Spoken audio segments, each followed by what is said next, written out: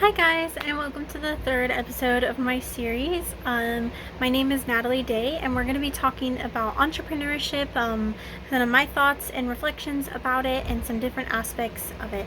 So for today's episode, we're going to be talking about branding, how to make a personal brand, the different parts of branding, and kind of everything you need to know about it. Looking at some different examples from my journey as an entrepreneur, and also some different examples of companies that I really admire because of their branding. So I hope you enjoy. Make sure you look at my past videos and stay tuned for my next ones as we continue on through the series. So thank you guys. Alright, so I wanted to start off this video with a really good example of someone that I think is great at branding. And because I have an ice cream shop and that's my personal journey and example, I'd like to choose an example that also has to do with that. So I chose Cold Stone's Creamery, and I don't know if you guys have ever been there, but it's a great ice cream shop. It's pretty popular, and I think that they really nail branding on the head. You know, you can expect the same thing every time you go to a Cold Stone shop, no matter where you are. You can kind of, you know what you're gonna get. All their products are very similar to each other. You know, they have the same look, they have the same vibe. All of their advertising, all of their marketing, their storefronts, they all have the same appeal. And I think that this is part of branding, but it's not the whole picture. But I think it really sets a good tone for a customer when they walk in, when it's consistent and when it's the same across the table for everything that you have. I think that it really creates a good basis to get a company message across, to show what they stand for and to show what they are all about. You know, it gives a customer like a little bit of a feeling of security of, okay, now they're ready to accept the message. So I think that Cold Stones is a great example of this.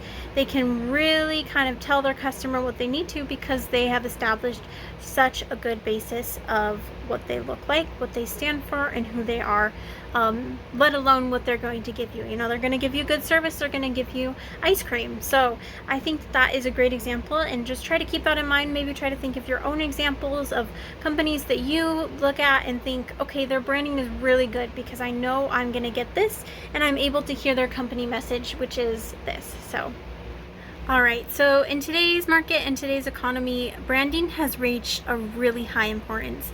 And people, especially customers, really want to interact with brands and with companies that mean something. And not only just mean something, but mean something that is important to the customer as well.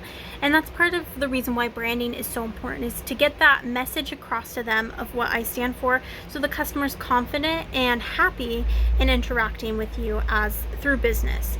So on Think with Google, there's a great article that kind of goes through and highlights some important aspects of branding and just shares some great thoughts and insights about it.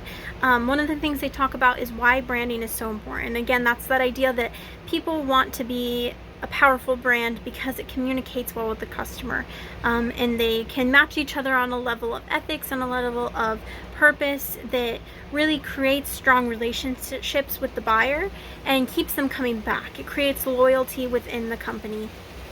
So one of the things that they say, a great quote from this article, is nothing builds a brand like emotion.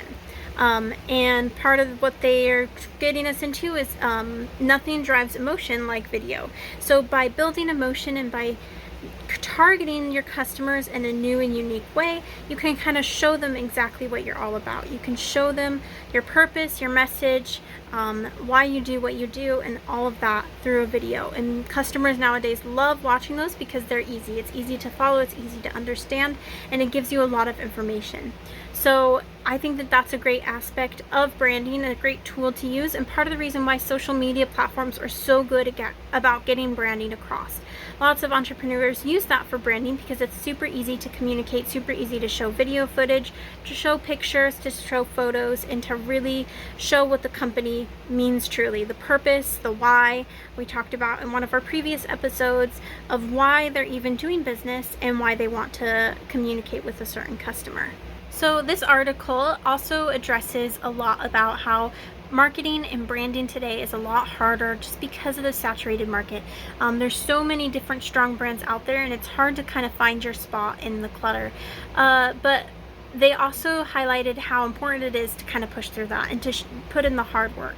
It's a lot harder today, but it's a lot more worth it as well, because customers are really loyal to brands that they trust. So by building brand loyalty, you're really building a good connection with your customers, and you're really setting yourself up to succeed in business in the future as well as in the present. Getting those customers to come to you with what they need, and then spread the word to people who are like them, to be those brand advocates for you, and to kind of get you more income, get you more revenue, just by working on your brand and just by building a strong connection. All right, so for our quote of the day, we have a quote by Lindsay Gansky. She's an American entrepreneur, writer, and speaker. And she says, "A brand is a voice and a product is a souvenir." And I really like this idea because it really shows the whole idea of a business interaction being an experience. It's a lot more than the product you get out of it, but it's everything to do from the moment you see them, that entire journey through the sales funnel. And I think that the idea that the brand is being the voice, it's what communicates with the customer, it's what the customer's focused on, it's what they hear, is really important, because it kind of shows the necessity of a brand, but also that the brand's not the meat and bones. So a brand should embody the rest of the service. The product is the souvenir, and everything in between is that experience that you want the customer to have. You want them to have a positive outlook on your brand and a positive outlook on your product, and those two things have to work together to accomplish that. So again, a brand is a voice, and a product is a souvenir.